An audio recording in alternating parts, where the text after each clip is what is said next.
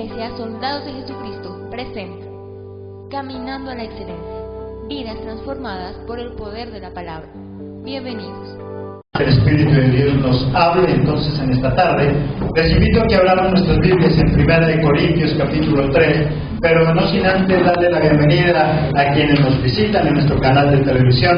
Bienvenidos quienes están en sus casas en este momento, sintonizándonos, y los que estamos en este lugar y al Espíritu Santo, démosle ese fuerte aplauso de bienvenida.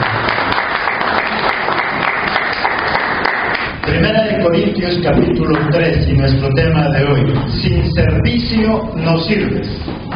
Sin servicio no sirves. Dios ama a quien le sirve. El servir es algo maravilloso en la vida de nosotros. Es un acto noble del ser humano. El servicio es un acto de nobleza en el ser humano. A través de él podemos ser útiles en cualquier circunstancia de nuestra vida. El verdadero servicio es una forma de vida. Hay una frase que dice: el que no vive para servir, no sirve para vivir. El servicio es lo que nos da valía, nos da importancia a cada uno de nosotros. Para Jesucristo era muy importante el servicio, así que miremos ahí por un momento en Mateo 9:36 al 38. Jesucristo tenía muy en claro lo que es el servicio.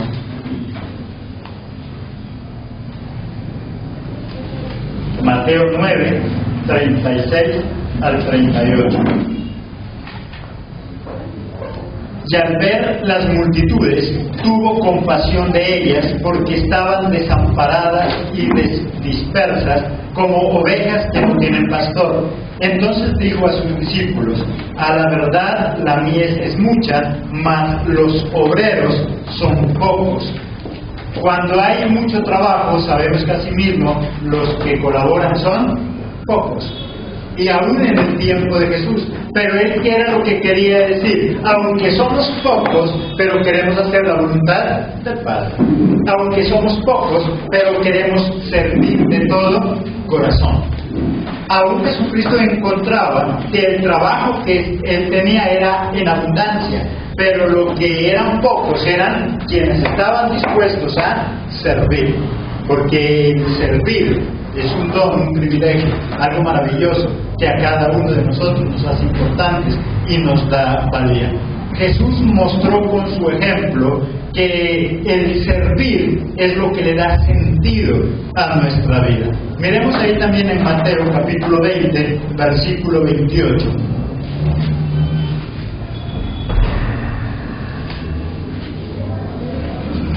Mateo 20, 28.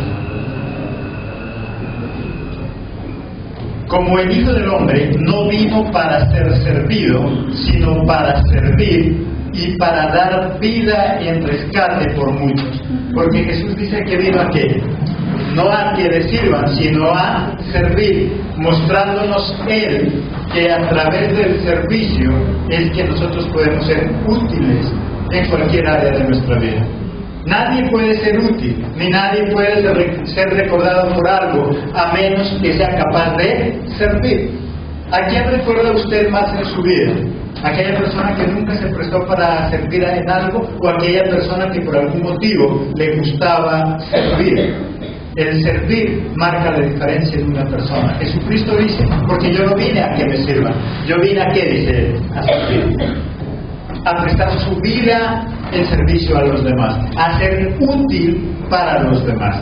Cuando nosotros estamos hablando de servir en la casa, estamos hablando de ser útiles en la casa. Hay gente que en su hogar no es útil, significa que no sirve para nada. Alguien que no es útil es inútil, por lo tanto no sirve. Cuando nosotros servimos nos hacemos útiles, y al hacernos útiles nos hacemos también importantes para los demás. A alguien, cuando nosotros le servimos, eso hace que nosotros nos estimulemos para vivir. Cuando te sientes útil, sientes algo agradable en tu corazón. Cuando nosotros nos sentimos útiles, sentimos satisfacción en nuestro corazón. ¿Quién de ustedes ha servido en algún momento? Y cuando nosotros servimos, ¿qué sentimos? Satisfacción. Sentimos gozo. Entonces nos podemos dar cuenta que si nosotros queremos tener una vida plena, una vida de satisfacción, tenemos que aprender a servir. Solamente las personas que se han atrevido a servir son aquellas que pueden experimentar gozo, plenitud en su vida. Hay personas que su vida la sienten vacía. Ellos mismos sienten que no sirven para nada. ¿Por qué? Porque les gusta muy poco servir. Solamente el verdadero servicio en nuestra vida causa plenitud, gozo, alegría. Una persona que sirve se siente satisfecha. Cada vez que sirve y otra persona le agradece por eso, o así no le agradezca, pero él se da cuenta que ha hecho algo útil para otro, su corazón se llena de satisfacción. Y eso es un motivo para nosotros también poder vivir. Es un estímulo para nosotros poder vivir. Características de una persona de servicio es lo que nosotros vamos a ver entonces en 1 Corintios capítulo 3. Características de una persona de servicio. Primero, debe tener madurez espiritual, madurez emocional, que se la adquiere solamente a través del conocimiento, el saber qué quiero y para dónde voy. Ahí en el versículo 1 del capítulo 3, ¿qué nos dice? De manera que yo, hermanos, no pude hablaros como a espirituales, sino como a carnales, como a niños en Cristo. Pablo, ¿qué le dice a esta iglesia de Corinto? Y era una de las más grandes, porque yo a ustedes no les he podido hablar como gente adulta de manera espiritual, sino como a quién, como a niños, como a niños. Para nosotros poder servir, una de las características para nosotros poder servir es ser maduro a nivel espiritual y de manera emocional. Solamente una persona madura es aquella que siente ese anhelo de servir. Las personas inmaduras por lo general huyen al servicio, no quieren servir, quieren beneficiarse de todo el mundo, pero no quieren servir a nadie. Solamente la madurez, cuando nosotros aprendemos a madurar, es cuando nosotros nos atrevemos a servir. Un esposo maduro es aquel que sirve en la casa, una esposa madura es aquella que sirve en la casa. ¿Saben por qué hay tantos problemas en los hogares? Porque muy pocos en el hogar tienen la capacidad de servir. El esposo quiere que le lleven ahí donde está. La esposa hoy en día, porque trabaja, también quiere lo mismo. Por lo tanto, ninguno de los dos es capaz de servirse del uno al otro. Y esa incapacidad para podernos servir del uno al otro, de podernos ayudar del uno al otro, es lo que genera constante crisis en los hogares. Si nosotros miramos hoy en día, la gran mayoría de los hogares viven en crisis, porque cada uno de ellos piensa que se casó para que el otro lo haga feliz. Cuando yo sirvo, soy capaz de hacer feliz a la otra persona. Pero como nosotros pensamos que es el otro el que tiene que hacernos a nosotros felices, si la esposa pensara que ella puede hacer feliz al esposo y el esposo a ella, y no esperar que el otro nos haga felices a nosotros, entonces los dos llegarían a ser felices. Pero como ninguno de los dos quiere servir, para servir entonces, ¿qué se necesita tener? Primero, madurez, madurez espiritual, madurez emocional. Pablo encontró una iglesia ahí en Corinto que no podía servir. ¿Por qué? Porque eran inmaduros. Dice, yo a ustedes no les puedo hablar como gente madura, tengo que hablarle como a unos niños. ¿Cómo estamos nosotros? Hay gente que lleva muchos años en la vida cristiana y todavía sigue siendo niño, todavía sigue siendo bebé, todavía no ha madurado, todavía su vida sigue siendo igual. Todavía no sirve a Dios. Hay gente que lleva muchos años en la vida cristiana y esta es la hora que nadie sabe que él es cristiano. Trabaja muchos años en esa empresa, estudia muchos años en ese colegio y nadie sabe que él es cristiano. Se caracteriza por ser cristiano encubierto. Nadie sabe, parece detective secreto, privado. Nadie sabe que él es cristiano. ¿Qué otra característica tiene alguien que sirve? Segundo, vive en unidad. no hace las cosas solo por quedar bien con los demás. Ahí en el versículo 3 y 4, porque aún sois carnales, pues habiendo entre vosotros celos, contiendas y disensiones, ¿no sois carnales y andáis como hombres? Porque diciendo el uno, yo ciertamente soy de Pablo, y el otro, yo soy de Apolos, ¿no sois carnales? Esta es una iglesia tan inmadura que cada uno de ellos, ¿qué decía? Es que yo soy de Pablo, otro yo soy de Apolo. Cada uno de ellos se peleaba por cada uno de ellos. Y si ustedes todavía son carnales, todavía entre ustedes hay divisiones, hay contiendas, hay celos. Característica no de una persona que sirve, sino de una persona inmadura. Muchas veces nosotros hacemos las cosas solamente por quedar bien con los demás. Nosotros no debemos servir por quedar bien con los demás. Tenemos que servir porque eso es lo que nos gusta hacer.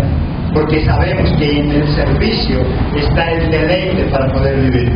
Una persona que sirve es una persona que se deleita, que se goza. Una persona que no sirve es una persona inútil. ¿Y sabe qué es lo más triste? Es que el inútil muy pronto se queda solo. El inútil pronto se siente rechazado. Y el inútil siempre dice, yo no sé por qué a mí no me quieren. No es que no lo quieran. Lo que pasa es que es inútil. No sirve para nada. Y el que no sirve para algo, estorba. Solamente cuando nosotros somos útiles. En su casa, en el hogar, en el trabajo. Hay muchas cosas con las cuales nosotros podemos ser útiles ante los demás. Pero si usted decide servir, no lo haga solamente por quedar bien con los demás. Cuando nosotros hacemos las cosas por quedar bien con los demás, solamente las hacemos cuando ellos nos están bien. Pero cuando ellos ya no nos ven, entonces nosotros nos servimos con el mismo empeño. Eso hace parte del empleado inútil. Él hace su trabajo muy bien, pero cuando lo están mirando, cuando lo están supervisando, cuando lo dejan solo, entonces su trabajo es a medias. Esta era una iglesia muy grande, pero que era inmadura, que había todavía divisiones, contenciones entre ellos. En el hogar muchas veces encontramos ese tipo de divisiones. Hay algunos hijos que dicen que están con el papá, otros dicen que están con la mamá. ¿Con cuál de los dos debería estar? Con los dos. Si los dos vivieran en unidad, los hijos estarían con los dos. Pero como a veces no hay unidad, el padre actúa de una manera, la mamá de otra manera, cada uno de los dos piensa de una manera diferente. Hay tal división en ese hogar que los hijos no saben con cuál de los dos están. Y lo que dijimos en alguna ocasión, muchos de ellos prefieren estar tal vez en la calle y no en la casa, porque ahí encuentran división en lugar de unidad. No servicio. Desde pequeños tenemos que aprender a enseñarle a nuestros hijos a ser unas personas de servicio. De servicio. Pero nosotros nos olvidamos de eso. Jesucristo, ¿qué dice? Yo vine no a que me sirvan, yo vine a servir. Es más, nuestros gobernantes, presidente de la nación, alcaldes, gobernadores, ¿ellos qué son? Servidores públicos. ¿Sí o no? Ellos son servidores públicos. ¿Ellos están para qué? Para servir. ¿Para qué usted eligió a estos gobernantes? Para servir. Solamente que a ellos se les olvida que son nombrados para servir. Por eso el nombre técnico de ellos se los conoce como servidores públicos. Es un servidor público. Él fue nombrado para servir. Solamente que se le olvida. Se le olvida. Y ahora ya no hace caso a nadie. Los seres humanos somos hechos para servir. Jesucristo dio el primer ejemplo. Y Él dice, yo no vine a que me sirvan, yo vine a servir. A medida que nosotros sirvamos, vamos a tener mejor convivencia. En el hogar es muy difícil tener convivencia, porque ninguno quiere servir. Cada uno utiliza la loza para comer y la deja por ahí tirada, porque está esperando que otro haga lo que él tiene que hacer. Y por eso vive en conflicto, por eso vive mal. Tercero, está convencido que lo que sucede es por Dios y no por su capacidad. En el versículo 6 y 7, yo planté, Apolos regó, pero el crecimiento lo ha dado, ¿quién dice? Dios. Así que ni el que planta es algo, ni el que riega, sino Dios que da el crecimiento. Pablo no se creía más que los demás porque él tenía muy en claro que lo que él había conseguido era a causa de ¿quién? De Dios. Nosotros somos los que creemos todo lo contrario. Cuando nosotros tenemos una profesión y nos va bien, ¿nosotros qué decimos? Es que si yo no trabajo, no como. Y si yo gano plata es gracias a que me quemé las pestañas. Podrá quemarse hasta la barba si quiere, pero si no tiene el respaldo de Dios, no va a tener nada bueno. Y nunca nos cansamos de decir algo. Allá afuera hay gente con 2, 3 carreras universitarias y no tiene empleo. Están desempleados. Y hay hijos de Dios que han aprendido que dependemos de Dios con una carrera o sin ninguna carrera y goza de muy buenos empleos. La bendición de Dios. Pablo, ¿qué les está diciendo a ellos? Esta iglesia de Corinto no creció por mí, no creció por Apolos, eso creció ¿por quién? Por Dios. Nosotros solamente servimos en ellos. El buen servidor reconoce que si tiene algo es por la misericordia de Dios y no porque lo hayamos conseguido por nuestra fuerza, por nuestra capacidad. Lo que tengamos, una empresa, una familia, esa esposa, ese esposo, es gracias a Dios. Hay cristianos que tienen los hijos en sujeción, no se han salido de sus manos, y ellos que dicen, es que yo sí tengo mano fuerte, es que yo sí los corrijo. Allá afuera igual hay personas que casi matan a sus hijos a palo, y esos hijos siguen perdidos. Y usted y yo tal vez no necesitamos ni siquiera tocarle un cabello a nuestros hijos, y ellos están en sujeción. ¿Gracias a quién? A Dios. No a nosotros. No porque usted sea muy fuerte, no porque usted grite mucho, no porque los castigue, sino por la misericordia de Dios. Debemos recordar siempre eso, que lo que tenemos es por Él, que lo que tenemos en nuestra vida es gracias a Dios, no a nuestra capacidad. La capacidad nuestra nos ayuda en algo, pero la capacidad nuestra sin Dios es incapacidad, no sirve. Y usted puede conocer personas allá afuera que son mucho mejor preparadas que nosotros y no tienen nada que hacer. Están desocupados y están en las esquinas sin saber qué hacer. Y con un currículo tremendo y con unas hojas de vida, pero no tienen trabajo.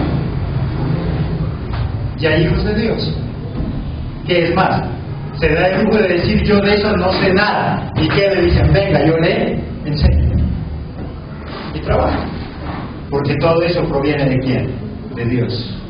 A veces nosotros nos preocupamos solo por prepararnos. Es que si yo no me preparo no tengo nada. Prepárese, pero confíe en Dios, porque esa preparación suya sin Dios no sirve para nada.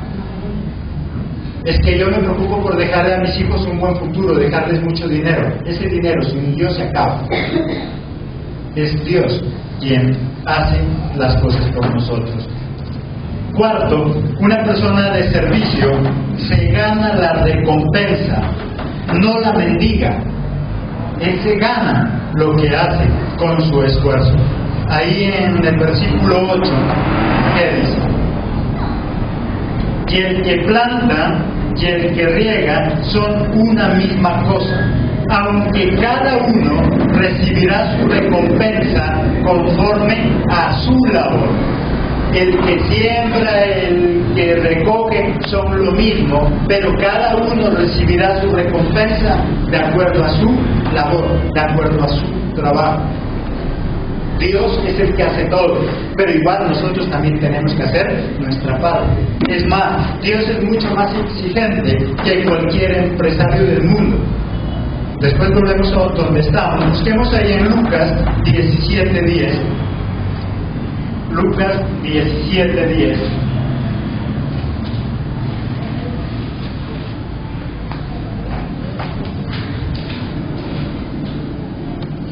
así también vosotros, cuando hayáis hecho todo lo que os ha sido ordenado, decid, siervos inútiles somos, porque lo que debíamos hacer, hicimos. ¿Qué dice ahí Lucas? Cuando ustedes hayan hecho lo que tenían que hacer, digan qué cosa. Siervos inútiles somos. ¿Por qué? Porque tan solo hicimos lo que nos tocaba. Para Dios, alguien que hace tan solo lo que le toca es un ¿qué? Inútil.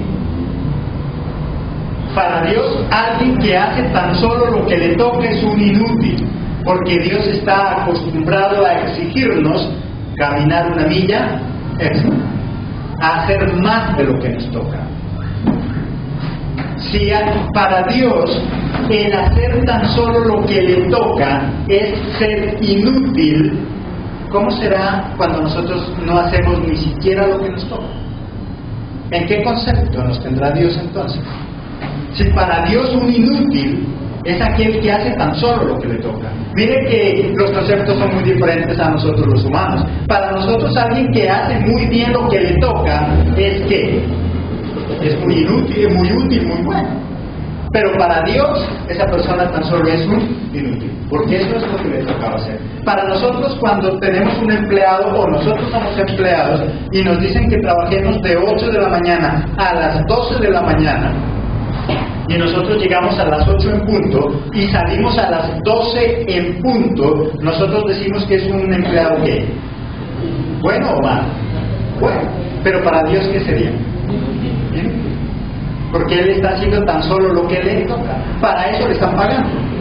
A él le están pagando para que entre a las 8 y le están pagando para que salga a las 12. ¿Está haciendo algo más de lo que le están pagando? No, Él está haciendo tan solo lo que le toca. A él le toca hacer eso, porque para eso le están pagando. ¿Qué cosas usted tiene que hacer en su casa? Hay esposos que dicen que yo para eso le estoy dando la provisión. Es que eso le toca. Eso le toca. Hay esposos que dicen, es que yo soy un padre ejemplar, yo no les hago faltar nada. Eso le toca. La palabra de Dios dice que si hay un padre cristiano que no provee para su familia, es peor que ¿qué dice? Que un incrédulo. Porque el proveer en nuestra casa es algo que nos toca.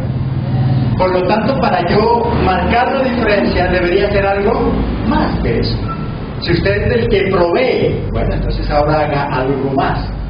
Ahora abrace a su esposa, abrace a su esposo, ahora dígale cosas también cariñosas. Algo que más allá de lo que me toca hacer. La esposa dice que yo soy una esposa ejemplar, otra como yo no consigue, yo cocino, yo listo la casa. Bueno, eso le toca. Eso le toca. Recuerde que usted a eso se compromete cuando se casó. Ahora que si los dos trabajan, la cosa es diferente, tendrán que pagar a alguien para que haga ese oficio. De lo contrario, si no está trabajando y está en su hogar, eso le toca. Porque a veces como esposa que dice, no, es que yo soy muy buena esposa, yo hago todo lo que me toca. Bien digo, lo que le toca. Para Dios hacer lo que nos toca nos convierte en ¿qué tipo de personas? Inútiles. Un inútil es aquel que tan solo hace lo que le toca. Un buen siervo de Dios es aquel que hace más de lo que le toca. Más de lo que le toca. Así que esta tarde usted pregúntese qué cosas hace que usted tiene que hacer. Si usted está haciendo lo que tiene que hacer, ¿cómo se debe sentir según Dios? Inútil. Porque está haciendo tan solo lo que le toca. Preocúpese por hacer algo más. Algo más. Si usted está estudiando y es de la persona que siempre en sus exámenes saca 13 calificación, ¿y cómo se sienten muchos estudiantes? Bien. Dice, al menos la pasé. Pero para Dios, ¿qué es? Inútil. Porque puede hacer más. Mientras nosotros podamos hacer más, y si no lo hacemos, para Dios eso es un inútil. Pregúntese usted, lo que está haciendo es todo lo que puede hacer, ya no puede hacer más. ¿Está seguro de que ya no puede hacer más? ¿Está seguro de que en esa universidad, en ese colegio, solo 3 es lo que usted puede sacar? Porque si somos hijos de Dios, podemos luchar para sacar una nota más alta. En el hogar, en el trabajo, ¿qué es lo que nosotros estamos haciendo? Un buen siervo dice que se gana las cosas, no las mendiga, no las mendiga. Es más, en el hogar, en el respeto, ¿es algo que se mendiga? ¿Es algo que se impone? ¿Es algo que se gana? Si usted como papá quiere que lo respeten, eso es algo que se debe ganar. El respeto se gana, el respeto no se impone, el respeto se ejerce, no se impone, se ejerce, se lo trabaja. Si usted quiere que lo respeten, debe trabajar por el respeto. No se respeta al que más grita, tal vez al que tiene miedo, pero no respeto. Eso es muy diferente. Nosotros como padres estamos llamados a que nuestros hijos nos respeten, no que nos tengan miedo. Hay hijos que a los padres les tienen miedo. Dios no nos manda que a Él le tengamos miedo. Él dice que debemos honrarlo, muy diferente al miedo. Que debemos temerle, que es muy diferente al miedo. Temerle, que es honrarlo, que es respetarlo, pero no tenerle miedo. Quinta característica del que sirve: no hace lo que quiere, sino lo que le mandan que tiene que hacer. Es alguien acostumbrado a estar bajo autoridad. En el versículo 11, ¿qué dice? Ya estamos en 1 Corintios 3. Porque nadie puede poner otro fundamento que el que está puesto, el cual es Jesucristo. Porque si vamos a servirle a Dios, no podemos hablar de otra cosa diferente a la que dice la palabra de Dios. A veces nosotros queremos hablar de Dios, pero no lo que habla Dios, sino lo que a nosotros nos parece. El cristiano no está hecho para que hable lo que le parece, sino lo que la palabra dice. Hay muchos cristianos que uno escucha: es que a mí me parece. No, es que a mí no me interesa lo que a usted le parece, lo que a mí me parece, sino lo que la palabra dice. Eso es muy importante. A veces estamos leyendo y entre cristianos: no, es que a mí me parece. No, es que si yo manejara la congregación como a mí me parece, eso sí me la pique. Las cosas de Dios no se manejan como a nosotros nos parece, sino como Dios quiere. Eso es muy diferente. El verdadero siervo es aquel que está sometido a autoridad. Si usted y yo queremos servir como Dios quiere, debemos someternos a Dios. Hay gente que lee la Biblia, mas no se somete a ella.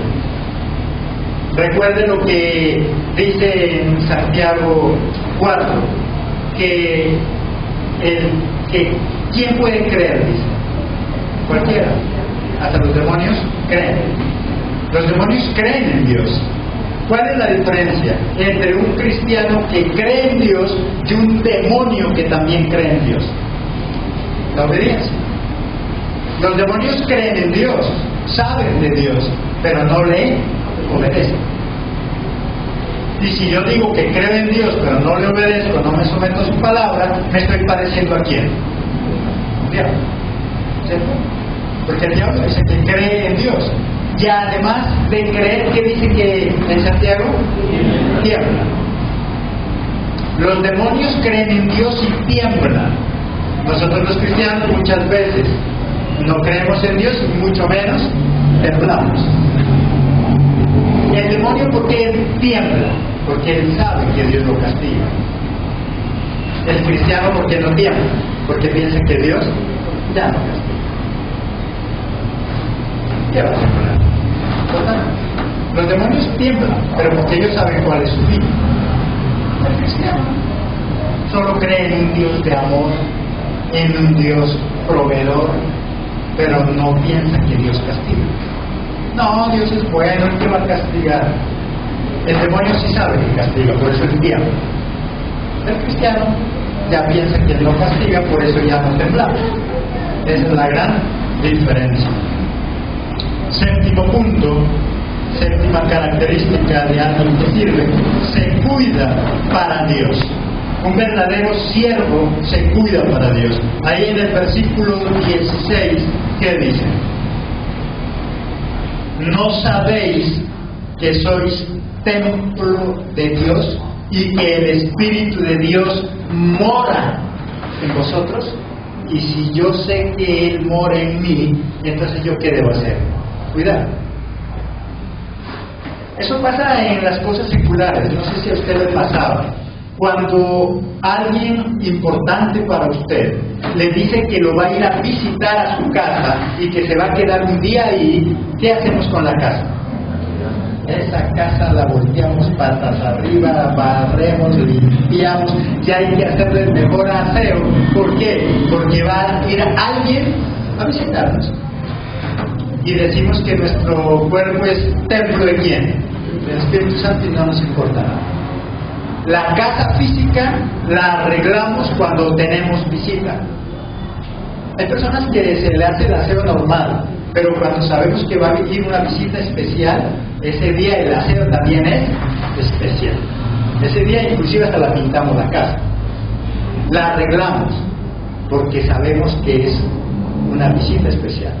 Cuando es normal, entonces se dice que nosotros barremos por donde ve las suegras. Pero cuando la visita es importante y el aseo también es importante, y él dice que para un siervo de Dios debe tener en claro que nuestro cuerpo es, ¿qué dice? Templo del Espíritu Santo. ¿Estamos convencidos de que nuestro cuerpo es templo? ¿Lo tratamos como un templo? ¿Lo cuidamos? Y no solamente la parte espiritual, sino que si su cuerpo es templo, algo sagrado, no solamente lo debo cuidar de la contaminación del pecado, sino de la contaminación del cuerpo. Si usted dice que su cuerpo es tan importante y es templo de Dios, ¿por qué le mete tanta comida chatarra? El médico le ha dicho que no coma cierta clase de alimentos, ¿y por qué lo sigue comiendo? ¿Eso es tratar el cuerpo como templo o como una posílica? Porque hay una diferencia entre templo y posílica, ¿cierto? ¿Él qué dice? ¿Porque ustedes son posílica del Espíritu Santo? No, dice templo. Y si es templo, lo debo cuidar como un templo, como algo hermoso para Dios. Usted y yo sí cuidamos nuestro templo como algo hermoso para Dios. Sí cuidamos nuestro templo como algo hermoso para nosotros mismos. ¿Cuántos de nosotros a veces andamos enfermos? Y no por una enfermedad normal, sino porque no nos cuidamos. No le metan tanta azúcar a ese templo. Eso es también cuidar el templo, ¿cierto? Porque a veces nosotros solamente lo asimilamos a la parte espiritual. Bueno, yo ya no fumo, ya no tomo, ya no me drogo. Bueno, eso está muy bien. Pero, ¿qué pasa con lo demás? ¿Cómo está su cuerpo físico ya? No le meta tanta sal a eso. Hasta que el médico le dice 0 sal, 0 azúcar, 0 grasa. Y entonces ahí nos la pasamos lamentando. Dios nos habla, pero no solo de lo espiritual. Él sabe que nosotros un día vamos a estar en el cielo, pero mientras vivamos aquí en la tierra, Él quiere que vivamos como bien. Y por eso nos manda a cuidar nuestro cuerpo como si fuera templo del Espíritu Santo y templo suyo, templo mío. Es para que nosotros vivamos también de manera cómoda. ¿Qué tipo de ejercicio hacemos? Bueno, si usted no va al gimnasio, nada de eso, aunque sea en su casa, 2 minutos, 3 minutos, algo, ¿sí? O camina al menos. Hay gente que tiene su vehículo y así sea a la tienda a comprar la leche, ¿y qué va? Al carro. Si tiene su moto, con mayor razón. ¿A dónde va? Voy al baño. No, pero vaya caminando. Eso también es espiritualidad. Ay, pastor, pero es que la predicación no es solo para aprender de Dios, es que Dios nos hizo a nosotros y quiere que vivamos bien. Eso también es espiritualidad. Cuidar nuestro templo. Un siervo de Dios está seguro de que su cuerpo es templo, tanto para mantenerlo en pureza para Dios, y también pureza para nosotros. ¿Qué impurezas le metemos al cuerpo? Y no todas son esos pecados. Recuerde que en hebreo pecado, ¿qué significa? Errar al blanco, equivocarse. Eso significa en hebreo. Pecado significa errar al blanco, equivocarse. Eso es pecado. Cada vez que usted y yo nos equivocamos en lo que hacemos con nuestro cuerpo, eso se llama pecado. Cada vez que nosotros hacemos algo que nos daña, se llama pecado. Octavo y último punto es humilde, no se cree más que los demás. Versículos 18 y 19.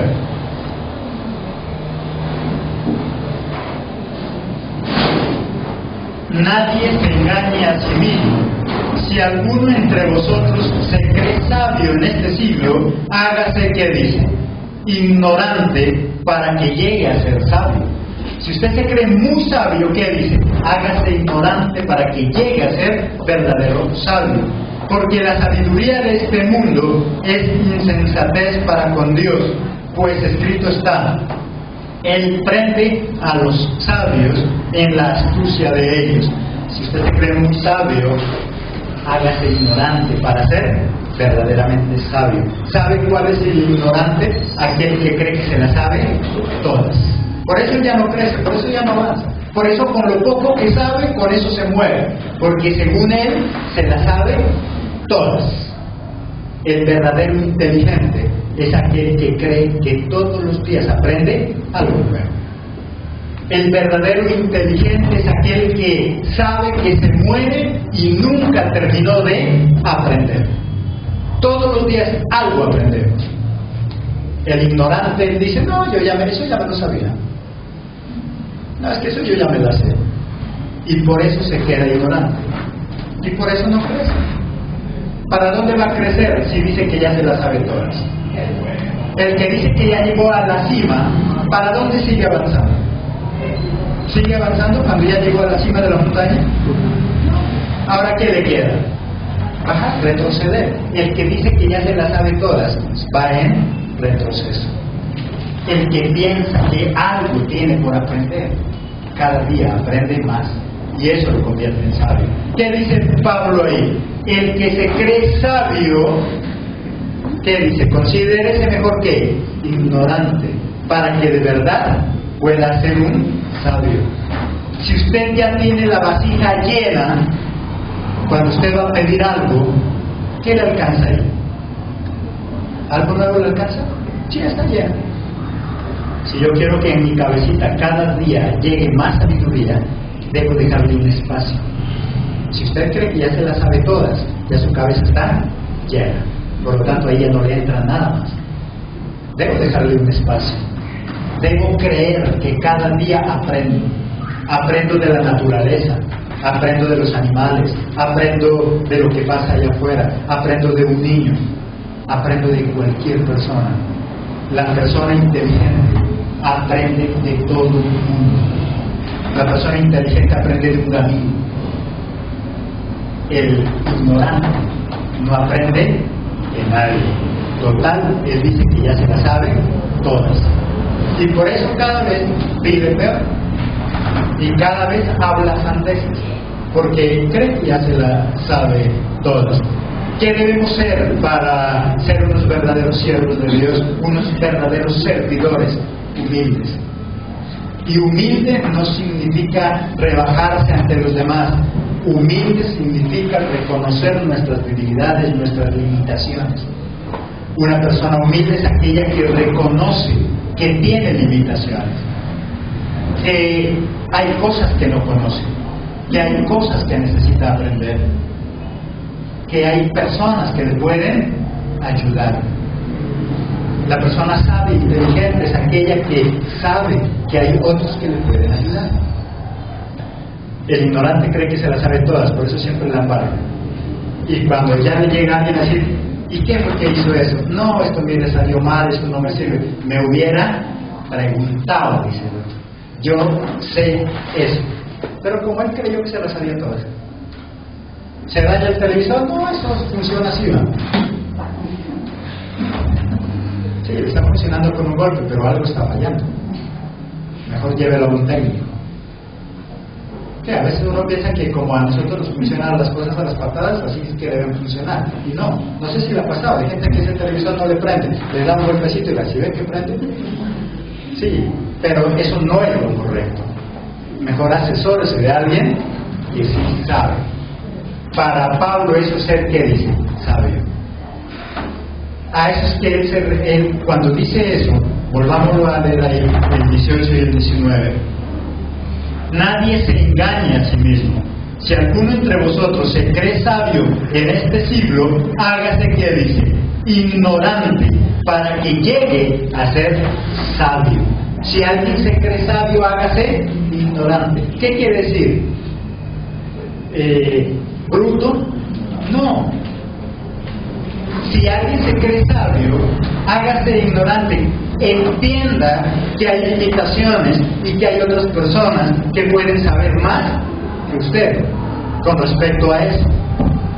Si usted tiene que tomar una decisión este día y usted no está muy seguro de ello, asesórese de alguien que sepa. Asesórese de alguien que conozca. Eso es ser, según Dios, ¿qué? Sabio.